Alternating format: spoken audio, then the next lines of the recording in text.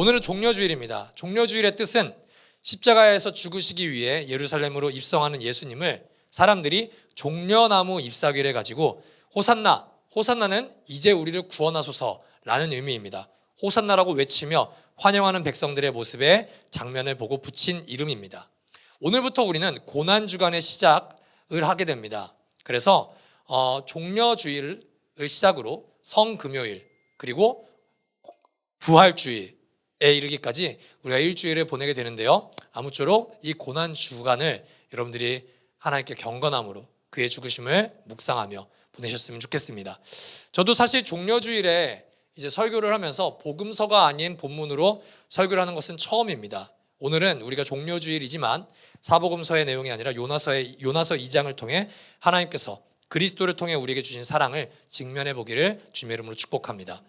오늘 본문의 문을 여는 1장 17절은 요나가 바다로 던져지자 하나님께서 보내신 큰 물고기 뱃속으로 들어가는 것부터 시작합니다.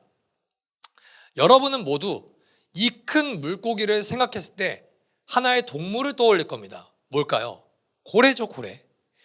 대부분 고래라고 생각하시겠지만 확률적으로는 맞을 수 있지만 성경 혹은 그 어디에도 이 큰 물고기가 고래다라고 이야기하는 것은 존재하지 않습니다. 하나님만 아시겠죠. 어쨌든 이 모든 세상 속에서 고래, 큰 물고기 뱃속에서 살아나온 존재를 사람들은 딱 두 명으로 기억합니다. 첫 번째는 요나, 그리고 두 번째는 누굴까요? 피노키오죠. 하지만 피노키오는 동화, 요나는 실화입니다. 그리고 2장 1절부터 9절까지 오늘 우리가 함께 나누는 본문은 그 물고기 뱃속에서 드리는 요나의 기도입니다. 여러분들의 성경에도 살짝 소주제로 적혀져 있을 텐데 요나의 기도라고 적혀져 있을 겁니다. 대부분의 사람들은 이 부분을 요나의 회개기도라고 정의하는데 오늘 저의 설교를 통해서 이 기도가 정말 우리가 따라할 만한 회개기도인지 한번 정리해 봤으면 좋겠습니다. 최근에 세가족 교육을 하면서 한 성도님께서 저에게 이런 질문을 해주셨습니다. 목사님, 참회와 회개의 차이점이 무엇입니까? 참회와 회개의 다른 점이 뭔가요? 솔직히 세례받고 저도 한 번도 생각해보지 않았던 질문이기 때문에 회개에 대한 것만 먼저 말씀드리고 성도님께 생각해보니 제가 참회에 대한 정의를 제가 정확히 못 내리겠어요. 저도 한번 네이버로 검색하고 성도님께 참회와 회개의 차이점을 좀 알려드릴게요 라고 해서 좀 네이버의 도움을 받았는데 그 이후로 참회와 회개의 차이점을 우리 성도님들은 어떻게 정의하고 있을까? 그래서 오늘 설교를 통해 이걸 좀 다루고 나아가면 좋겠다 싶어서 여러분께 말씀을 나누고자 합니다. 먼저 회개. 회개는 원어로 말하자면 메타노이아라는 단어를 씁니다. 메타, 변화, 그리고 노에오, 마음의 합성어예요. 단순한 후회나 감정적인 슬픔을 넘어서 삶의 방향 전체를 돌이키는 전환을 의미하는 게 바로 회개입니다. 즉, 죄에서 떠나 하나님께로 방향을 전환하는 것을 말하며 이는 단순한 감정의 변화, 그거에서 머무르는 것이 아니라 의지적인 결단과 행동의 변화까지 포함됩니다. 죄를 원어로 하마르티아라고 합니다. 관역에서 벗어났다. 우리가 하나님께로 가야 할 방향에서 벗어났다 라는 것이 죄의 원어예요. 그래서 회개는 뭐냐? 이 방향을 하나님께로 수정하는 겁니다. 메타노이어. 자, 그렇다면 참회는 뭘까요? 참회는 죄에 대한 슬픔과 후회, 그것에 대한 고백입니다. 즉, 회개는 나의 감정, 나의 의지, 나의 행동의 변화까지 말한다면 참회는 감정적인 요소를 다루는 단어입니다. 여러분, 구원에 있어서 회개가 없이는 불가능합니다. 아니, 목사님, 맨날 하는 게 오직 믿음으로 구원받는다며요. 맞아요. 근데 그 믿음에는 우리가 우리 자신이 주인 되었던 삶을 포기하고 이제는 하나님을 주님으로 고백합니다라는 회개가 포함되어 있어요. 회개가 없는 믿음으로는 구원받을 수가 없습니다. 오직 믿음으로 구원받는다의 그 믿음에는 이제 주님을 주로 영접하는 회개가 반드시 포함됩니다. 그 회개 속에 참회는 일부분일 수 있습니다. 왜냐? 감정적인 요소이기 때문에요. 자, 그렇다면 이 회개는 어떤 단계로 이루어지냐? 3단계로 이루어집니다. 첫 번째, 죄에 대한 자각, 지적인 요소입니다. 두 번째, 죄에 대한 슬픔과 죄를 혐오하는 감정적인 요소로 나아가게 됩니다. 그리고 마지막으로 의지적인 방향 전환, 하나님께로 돌아가는 것. 이게 회개를 전통적으로 이제 정의하는 3가지 단계입니다. 물론 여기서 첫 번째 단계인 죄에 대한 자각은 우리의 지각으로 하는 것이 아닙니다. 성령 하나님께서 말씀을 통하여 우리를 비춰주심으로 말미암아 지금 내가 하나님의 방향으로부터 벗어났구나, 이거를 깨닫게 하시는 거예요. 그러니까 주체도 사실 성령 하나님이세요. 그렇다면 이제 회개와 참회의 차이점이 뭔지 아시겠죠? 자, 오늘 요나의 기도가 정말 하나님이 기뻐하시는 참된 회개인지 한번 보도록 하겠습니다. 자, 요나서 2장 2절에서 4절 제가 읽을게요. 아뢰었다. 내가 고통스러울 때 주님께 불러 아뢰었더니 주님께서 내게 응답하셨습니다. 내가 스골 한가운데서 살려달라고 외쳤더니 주님께서 나의 호소를 들어주셨습니다. 주님께서 나를 바다 한가운데 깊음 속으로 던지셨으므로 큰 물결이 나를 에워싸고 주님의 파도와 큰 물결이 내 위에 넘쳤습니다. 내가 주님께 아뢰기를 주님의 눈앞에서 쫓겨났어도 내가 반드시 주님 계신 성전을 다시 바라보겠습니다 하였습니다. 여러분, 여기에 스올이라고 쓰인 단어는 유대인들이 지옥 혹은 죽음이라고 보통 해석을 하는 단어입니다. 생각해 보십시오. 망망대해에 빠진 것만으로도 사람들은 대부분 나의 인생은 죽었다, 인생은 여기 이 바다에서 끝나는구나 생각했을 겁니다. 근데 하물며 정체를 알 수 없는 큰 물고기가 나를 삼켰을 때 그 뱃속으로 들어간 사람이 생각할 수 있는 것은 진짜로 이제는 희망이 없구나, 이 큰 물고기 뱃속에 위산해서 나는 녹아서 없어지는구나, 이 감정밖에 없을 거예요. 근데 여기서 요나가 어떻게 되죠? 살아있어요. 이 살아있을 때 요나가 가장 먼저 떠올릴 수 있는 존재는 누굴까요? 하나님입니다. 지금 하나님이 내 인생에 개입하고 계시는구나. 근데 문제는 지금 자기가 바다에 빠지고 그리고 이 큰 물고기 뱃속에 들어가게 된 지경의 원인을 요나는 어디에서 찾고 있습니까? 주님께서 나를 던졌다. 주님의 파도와 큰 물결이 내 위에 넘쳤다. 더 나아가 주님의 눈앞에서 쫓겨났다. 지금 요나는 자기에게 처한 상황의 원인을 누구에게 돌리고 있죠? 하나님께 돌리고 있어요. 여러분, 하나님이 언제 요나를 쫓아내셨습니까? 하나님은 요나를 쫓아내신 적이 없으세요. 오히려 하나님의 얼굴을 피한 것은 요나입니다. 하나님은 요나를 쫓아내신 것이 아니라 오히려 요바로 도망갈 때부터 계속 요나를 쫓아가고 계세요. 이후에 6절에서 하나님이 자기 생명을 건져주셨다는 것을 감사한 다음에 8절에서 9절의 요나의 기도는 더욱더 기가 막힙니다. 8절을 한번 읽어볼까요? 헛된 우상을 섬기는 자들은 주님께서 베풀어 주신 은혜를 저버립니다. 여기서 헛된 우상을 섬기는 자들, 요나는 지금 유대인입니다. 유대인의 관점에서는 누굴까요? 당연히 이방인이죠. 그리고 요나의 입장에서 이 범주에 이방인에 들어가는 사람들은 어떤 사람들입니까? 니느웨 사람들입니다. 지금 명확하게 주님께서 베풀어 주신 은혜를 저버린 사람들이 니느웨 사람들일까요? 요나일까요? 요나죠. 요나는 이방 사람들이 섬기는 우상은 섬기지 않았을지 모르지만 자기가 만든 하나님을 섬기는 선지자로서 지금 살아가고 있습니다. 헛된 우상을 섬기는 니느웨 사람들과 전혀 다를 바 없이 하나님께 불순종하는 죄인, 은혜를 저버린 죄인이 바로 요나예요. 그런데 지금 그 요나는 가장 하나님을 믿는 백성이 해서는 안 되는 최악의 태도로 하나님께 기도하고 있는 거예요. 무슨 태도냐?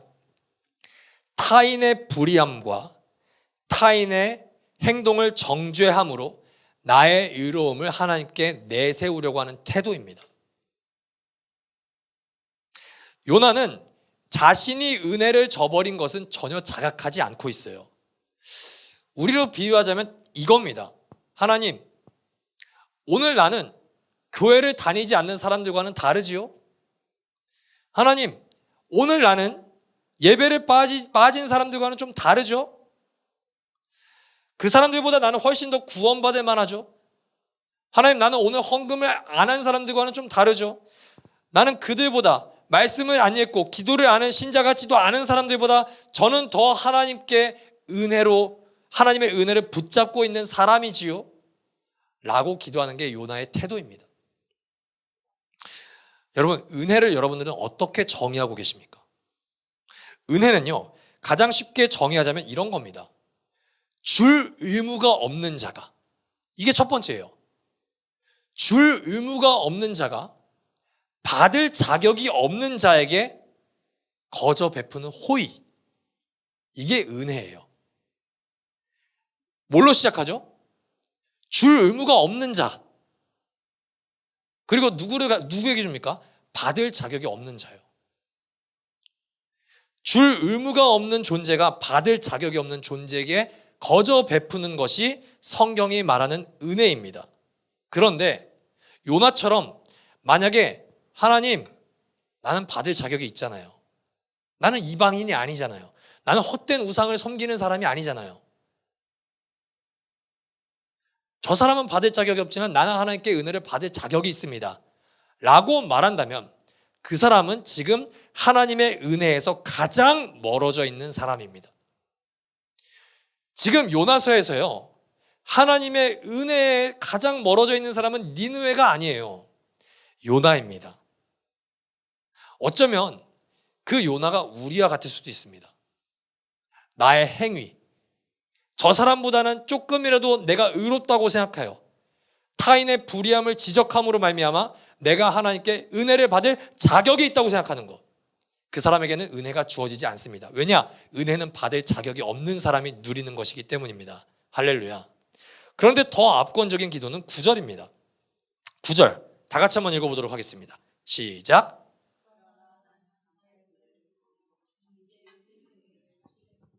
서원한 것은 무엇이든지 지키겠습니다.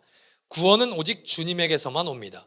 여러분, 이 2장의 1절부터 9절까지 요나의 기도를 이제 요약했을 때 요나가 자기 행동을 바꾸겠다고 결심하는 것을 두 가지로 요약해 볼까요? 첫 번째, 내가 주님 계신 성전을 다시 바라보겠습니다. 예배 잘 드릴게요. 두 번째, 주님께 희생 제물을 바치겠습니다. 헌금 잘 드릴게요. 여러분, 지금 요나에게 하나님께서 큰 폭풍과 큰 물고기를 보내신 이유가 요나가 예배 빠져서예요? 요나가 번제물을 떼먹었습니까? 11조 떼먹었어요? 아니에요. 그래서 삐져가지고 하나님이 큰 폭풍 보내고 바닷속으로 쳐넣는 게 아니에요. 호세아 6장 6절을 한번 여러분과 나누고 싶어서 성경 구절을 준비했는데 제가 읽어드리겠습니다. 내가 바라는 것은 변함없는 사랑이지 제사가 아니다. 불살라 바치는 제사보다는 너희가 나 하나님을 알기를 더 바란다. 개역개정에는 번제보다 하나님 알기를 더욱 바란다, 이렇게 써져 있죠. 우리가요, 회개를 이상하게 접근할 때가 너무 많아요. 지금 여러분이 요나였다면 뭐라고 회개해야 되냐면은, 하나님, 내가 성전을 바라보겠습니다 라고 회개하면 안 돼요. 지금 어디를 바라보겠다고 회개해야 돼요? 하나님, 제가 다시 니느웨를 바라볼게요. 하나님, 죄송해요. 제가 하나님이 저 백성들을 얼마나 사랑하는지 제가 미처 몰랐어요. 하나님의 긍휼하심이 저 이방인에게도 있는지를 제가 미처 깨닫지 못했습니다. 죄송해요. 제가 니느웨를 바라보고 가겠습니다. 저도 제가 용서하기 힘든 우리 민족에게 크나큰 상처를 안겨준 저들에게 하나님의 말씀을 증거하겠습니다. 이렇게 얘기해야지 이게 바로 정확하고 이게 바로 정직한 회개죠. 자기가 정확히 돌이켜야 하는 지점은 하나도 얘기하지 않고, 하나님 예배 잘 드릴게요, 하나님 헌금 드릴게요, 이게 무슨 회개예요? 이것은 철저하게 자기 중심적으로 쏟아내는 일방적인 외침이에요. 여러분, 요나서를 제가 토요일마다 1장부터 4장까지 읽어달라고 부탁을 드렸죠. 혹시 이거 발견하신 분 있는지 모르겠는데, 요나서가 되게 짧은 성경입니다. 그런데 1장에도 나오고 3장에도 나오고 4장에도 나오는 게 뭐냐면은 하나님이 요나에게 직접적으로 말씀하시는 거예요. 1장에도 하나님이 요나에게 직접적으로 말씀하세요. 3장에도 말씀하시고 4장에도 말씀하세요. 근데 2장에 등장하지 않는 게 있습니다. 뭔지 아십니까? 하나님이 말씀하시는 장면이 하나도 없습니다. 요나가 혼자서 하나님이 들으시든 말든 일단 살았다는 기쁨에 취해서 냈다 그 쾌감에 쏟아내는 기도로만 2장에는 가득 차 있습니다. 이 요나의 회개에 하나님이 그래, 잘했다, 다시 가라 이렇게 반응하는 거 없어요. 이 물고기 뱃속에서 요나는 자기가 생각하는 기도 쏟아놓고 아, 하나님이 들으시는구나, 완전히 자기 최면을 겁니다. 요나의 기도를 보면은 정확하게 제가 아내에게 실수했을 때가 그대로 나타납니다. 여러분 그거 아시죠? 남자가 실수하잖아요. 일단 미안해를 발사합니다. 여보 미안해. 연애 때도 똑같아요. 아, 소연아 미안해. 그럼요, 여자분들에게 질문해 볼게요. 그럼 여러분들은 괜찮아 라고 얘기하세요? 뭐라고 얘기하시죠? 뭐가 미안해? 여러분 100%입니다. 괜찮아라고 하는 사람은 이 세상에 아마 존재하지 않습니다. 예수님 말고는. 심지어 예수님이 여자도 아니죠. 여러분, 남자가 미안한 감정이 있을까요, 없을까요? 있어요. 뭘 없어요. 아, 너무 여러분 사이코패스는 아니에요. 진짜 미안한 감정은 있어요. 왜 째려봅니까? 그런데 솔직히 무슨 마음도 같이 있어요? 아, 빨리 이 분위기를 탈출하고 싶다. 일단은 이 위기를 극복하고 싶다. 솔직히 이것도 있어요. 제가 이 뭐가 미안해 이 5글자가 도저히 뭐라고 정의를 내릴지 모르겠는 거예요. 챗 GPT에 물어봐도 대답이 좀 시원찮아요. 그래서 제가 지지난주에 인스타 스토리를 올렸습니다.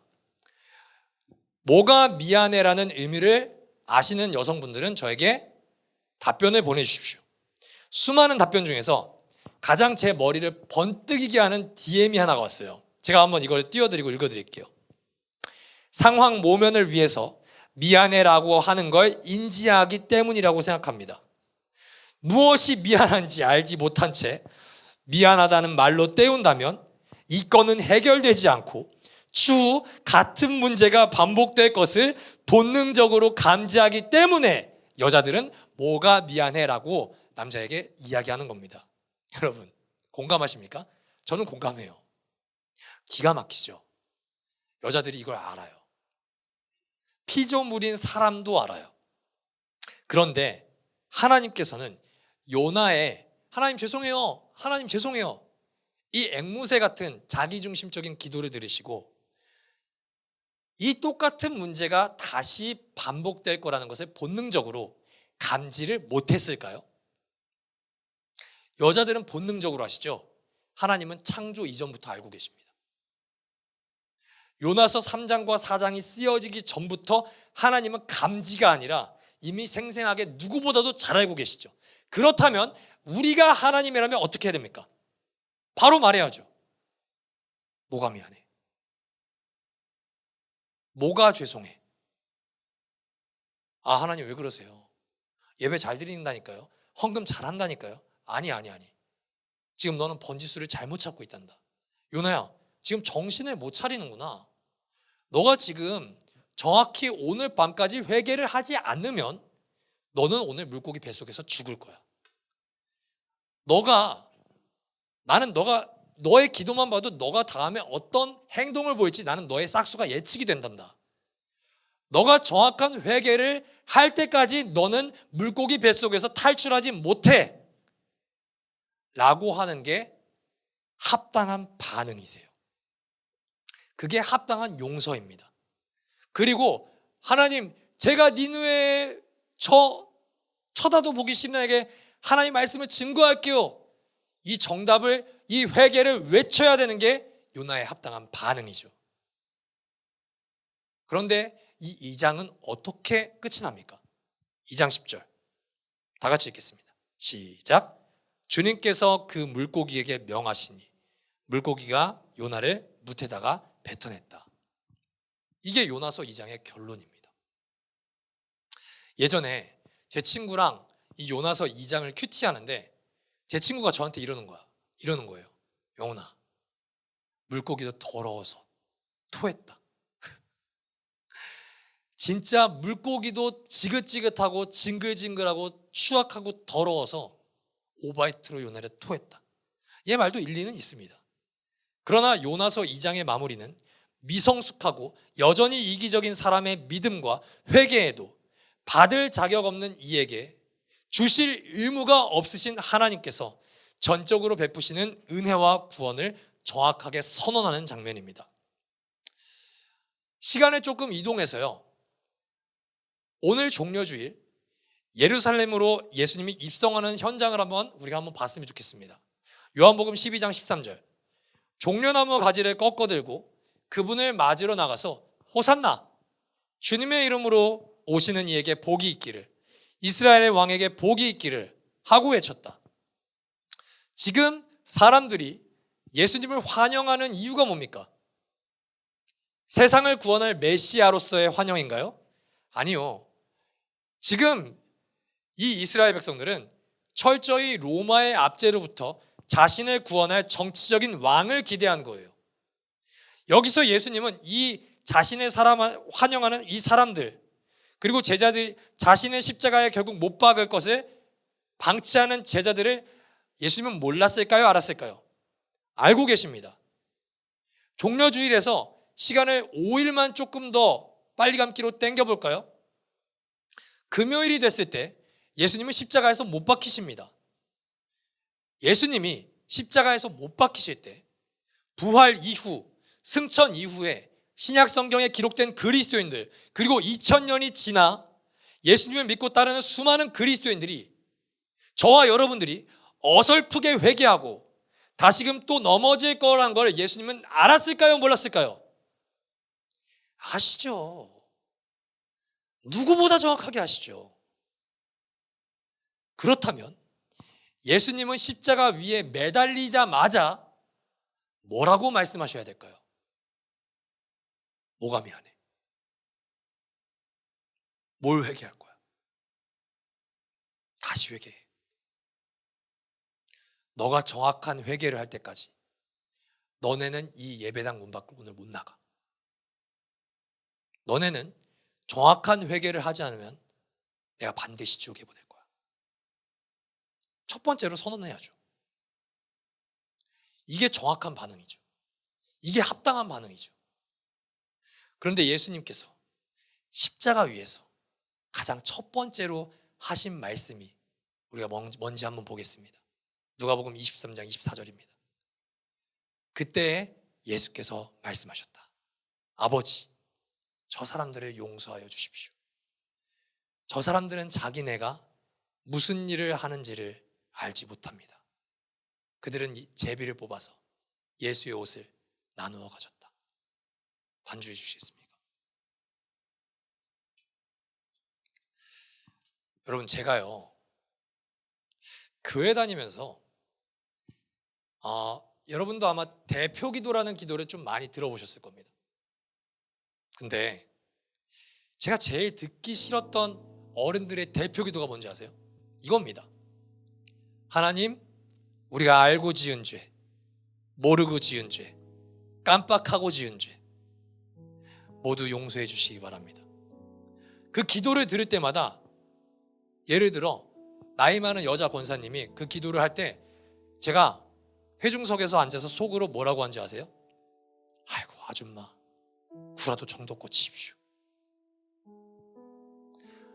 아이고 권사님, 뭘 몰라요? 권사님 몰라서 지금 얘기 안 하는 거예요? 권사님 아시잖아요. 집사님, 나도 알고 있는 그 죄를 집사님이 얘기를 안 한다고 모른다고요? 왜 기도하면서 뻥쳐요? 다 알면서 창피해서 얘기 못하는 거잖아요. 제가 속으로 이렇게 비웃었어요. 여러분이 지은 죄 모르세요? 아니요. 우린 압니다. 우리는 솔직히 알면서도 하나님께는 몰랐다고 얘기하고 연약해서 그랬다고 얘기해요. 맨날 반복하는 불순종인데도 우린 뭐라고 얘기해요? 실수라고 얘기해요.